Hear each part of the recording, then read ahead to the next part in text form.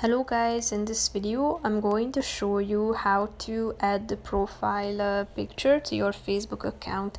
But first I just want to mention, don't forget to subscribe to my channel because at 10,000 subscribers I am going to show you my whole YouTube revenue statistics and growth strategy, how to make money online. Now let's jump into it. First of all, open the application on your phone.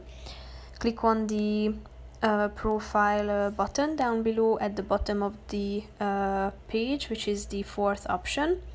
Now you will be directed to your profile, and all you have to do is clicking on this camera icon, tap on select profile picture, and now you will be able to see the pictures from your gallery. So click on the relevant picture.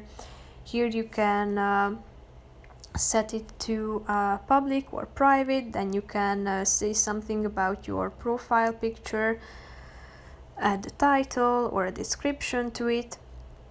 Here you can edit your picture, you can add a frame, you can also make it temporary. As you can see, you can set it for 1 hour, 1 day or 1 week, or you can also customize it. When you are done, click on the save button in the upper right corner of the screen and your profile picture will be updated. So that's pretty much it for this video guys. See you in the next one. Bye bye.